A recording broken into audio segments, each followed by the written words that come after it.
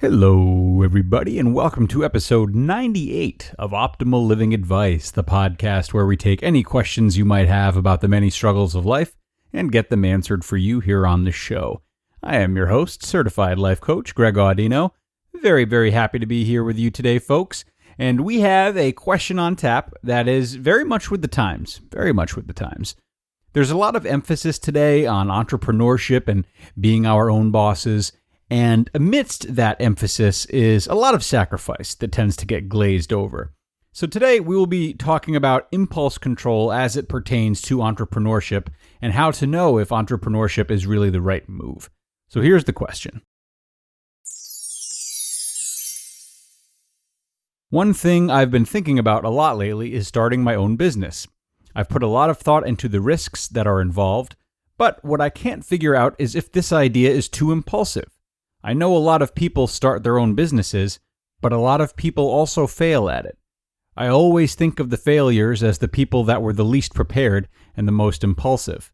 I don't want to be one of those people and start a business out of impulse, but how do I know if my own idea is for real? Alrighty, what a unique question. Good question, too. This one's tricky because I'm not sure there's a clearly identifiable point where something crosses over from impulse into legitimacy, and sometimes impulses just happen to really pay off, and we then look back at them as being much more thought out than they initially were. And then on the flip side, everyone knows that very well thought out ideas can still end up resulting in complete trash. So it's not easy to know the difference before or after pulling the trigger on an idea. What I do think would be better to focus on, however, and what's easier to find certainty in, is not the difference between impulsive action and legitimate action, but instead, impulses worth trying versus impulses worth not trying. Because sometimes the damage done by trying the worst of ideas is nothing compared to the damage done by having an idea we wanted to try but never did. Does that make sense? So for you, sir, let's look at some questions relative to starting a business that can help you determine whether or not it's worth giving a shot. First of all, how long have you had this thought?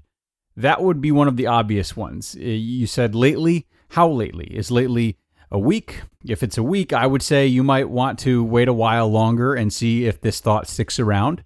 Doesn't mean you have to just wait, however. Your time won't be wasted if you use this time to research the necessities of starting a business, define your mission statement, consider who else you may want to get involved, and so on. Mind you, all of this and more can be done while still working in your current position. It blows my mind how many people forget that this is a transitory process and that you can work on starting a new business for quite some time before having to leave the security of your current line of work. There's no need to rid yourself of a safety net. But I digress. Taking part in those types of things that I mentioned will only further inform you of whether or not this idea goes beyond impulse. If you've had this thought for like a year, looked into all that stuff, then maybe it's worth trying. If you're still not sure, keep listening, or do me a solid and keep listening either way. I'd appreciate that. So the second thing to ask yourself is where this thought is bred from. Does it come from a place of passion, raw enthusiasm, and serve as an accurate reflection of your values? Or is it bred from somewhere less desirable, like frustrations at your current job or hunger for more money? Answering this question requires an honest look at yourself, but it's a look worth taking. All honest looks are worth taking, but this one will have particularly tangible benefits, such as not finding yourself in a debilitating amount of debt. It should go without saying that impulses are more worth acting on if they're sourced from the right places, okay? Regrets tend to show up a lot less surrounding situations that had unfavorable outcomes, yet were done for the right reasons.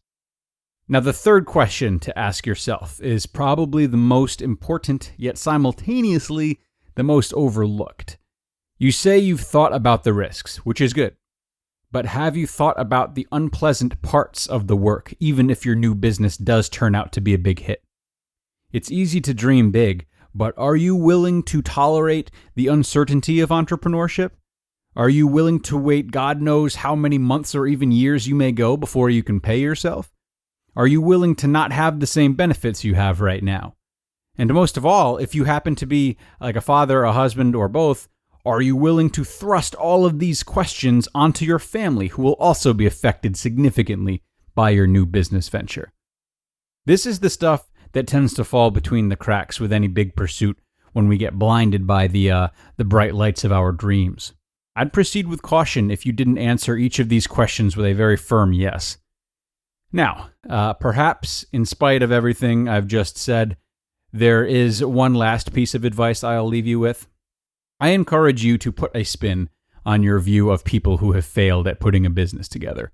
You are right in that a lot of people start businesses unprepared or with bad intentions, and that they end up failing. That's true. But there are also many well-prepared and well-intentioned people who start businesses that tank. These things are enough to scare some away, but many of the people from both groups, particularly the latter group, are one and the same as those who start successful businesses. If the will to start a business is there, a failed first attempt may serve as the learning experience necessary for coming back with a new business that does end up taking off.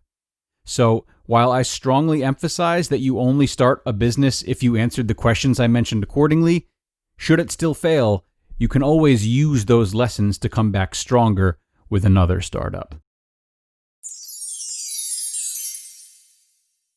Thank you, sir, for sending this question in. It was a good one, and I thought it was a nice blend of pressing topics facing a lot of people, particularly in this day and age, and likely more and more people going forward. Entrepreneurship is on the rise, no doubt about it. So I hope this episode helped you, and I hope it helped them. Friends, if you've got a question of your own you'd like our help with, you know we would love to have you. So join the club and submit your question by email to us. You can email us at advice@oldpodcast.com. Advice@oldpodcast.com. Don't be shy. That wraps us up for today, folks. I appreciate you being here, and I look forward to the next one. Until then.